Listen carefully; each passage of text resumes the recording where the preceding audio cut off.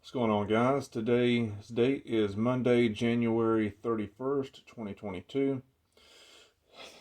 Just got back from lunch, and the tentsmiths oilskin tarp has arrived. So I figured we'd just do a quick unboxing video, and then later on when I get time, I'm going to actually get out and use the tarp and do some setups and things like that. So this comes directly from the factory, from Tentsmith's factory. I ordered this off of the Self-Reliance Outfitter webpage. I ordered this on January 17th, and I received it on the 31st. There is a 2 to 3 week lead time on this tarp. You have an option of a 6x8 and an 8x8. This is the larger one. This is the 8x8 tarp. The fabric itself is going to weigh in at about 6.25 ounces per square yard.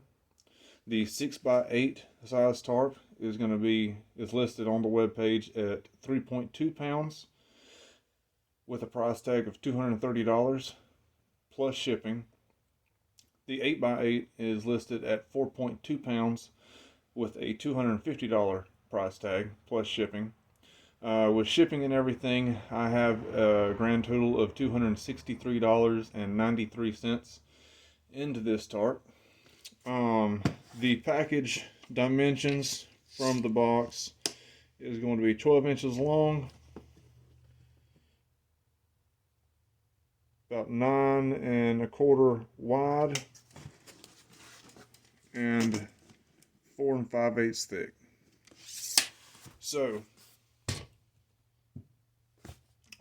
let's go ahead and tear into this, being careful not to poke a hole in our tarp, because that would be very unfortunate.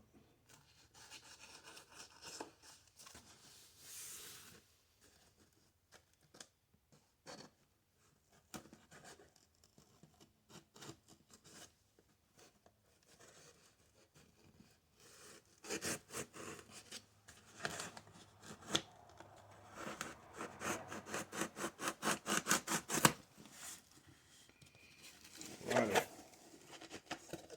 So it looks like here we've got a sticker, Tentsmith sticker here, which is nice. That'll go on the gun safe or the fridge or the cooler. We have just a packing slip here with looks like a, I don't know if that's printed. It kind of looks like it's handwritten, which that's a nice touch. There's nothing here on the back.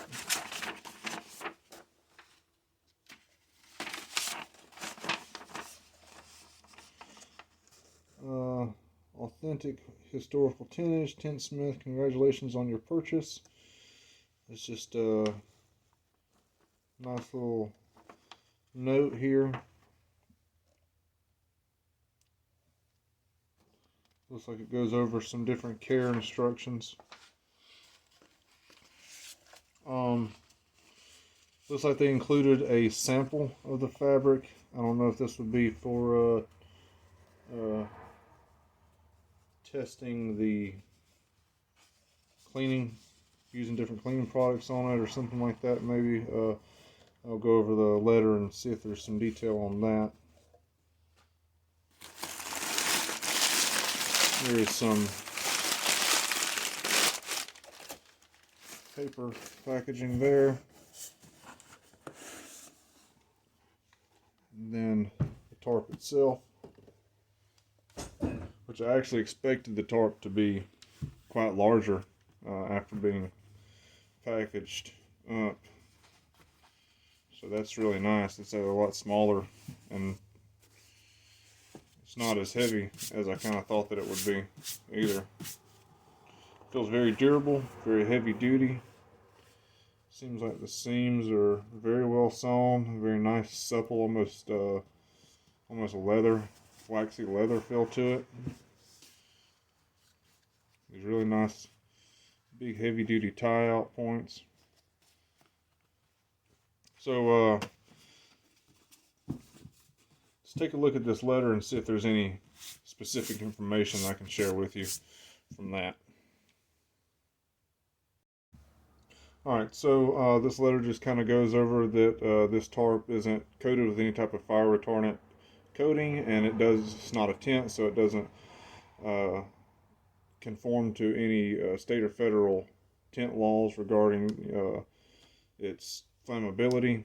And then it says that if there are any thin spots, then you can contact the manufacturer, and they'll send you out a small container of,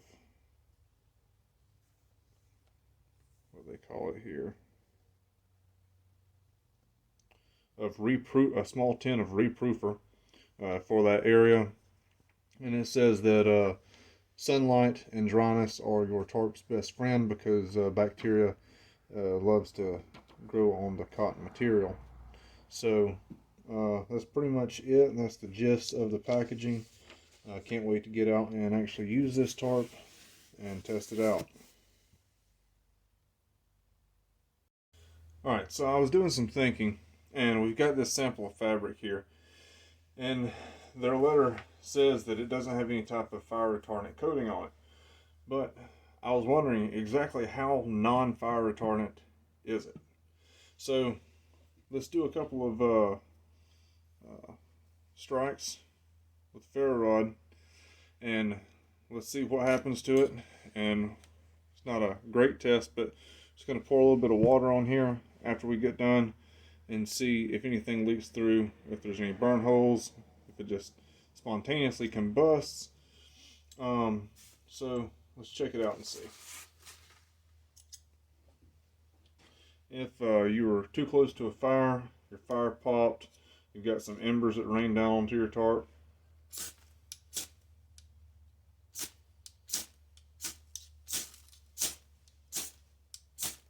You got one or two that, I can see one or two little burn spots here.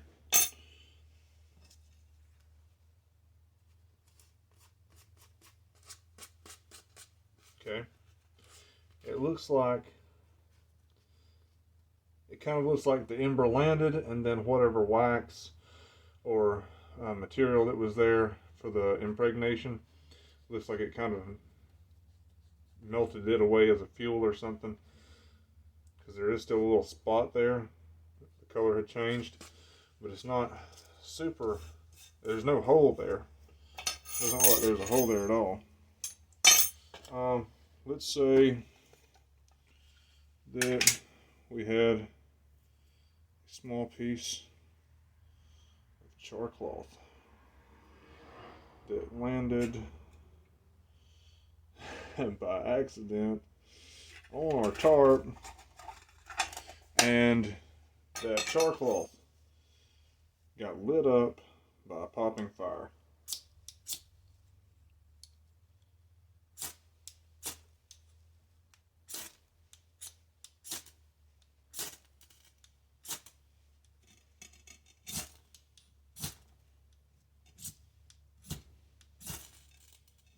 Alright, char cloth is going.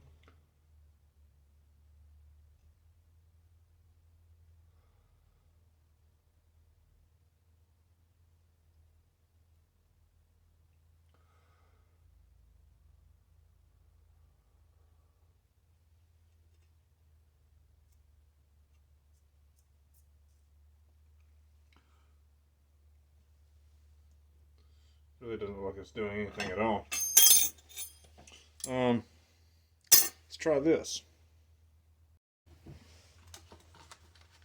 Let's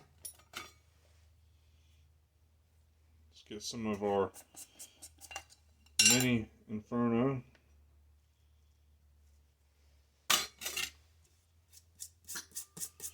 Wipe that char cloth off there. Puff this up some. It's too much. Put that there.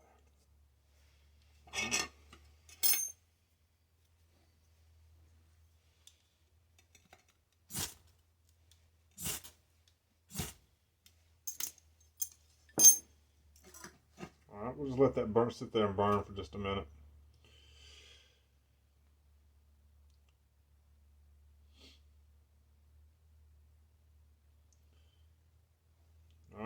Alright, oh no, my tarp is on fire. Let me put that out.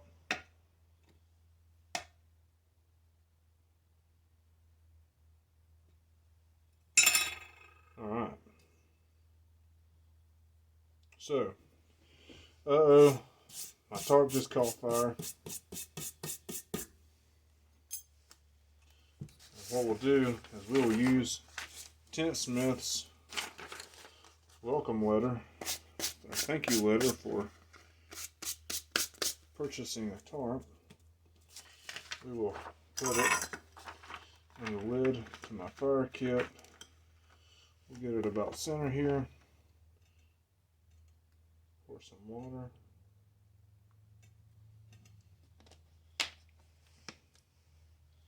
So I would imagine if there was any water that was going to come out, and we'll move it around here, try to work it in.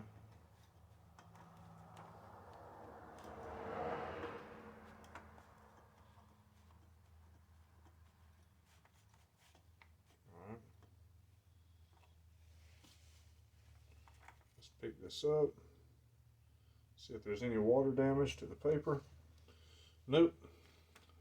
Here's bone dry except for this one spot that I did drop. So that's kind of interesting on they claim it's not fire retardant, which I'm sure it's not.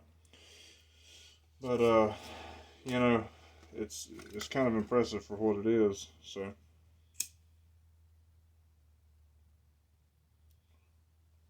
direct flame like that,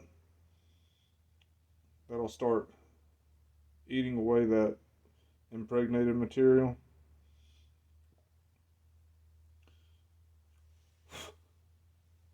It does go out pretty well with just a blow. So if you're exposed to a real direct flame from underneath, I could see it lighting up pretty well. But as far as embers landing down, or even a small fire landing down, it seems like it's going to hold up at least for a moment until you can get over there and put the fire out.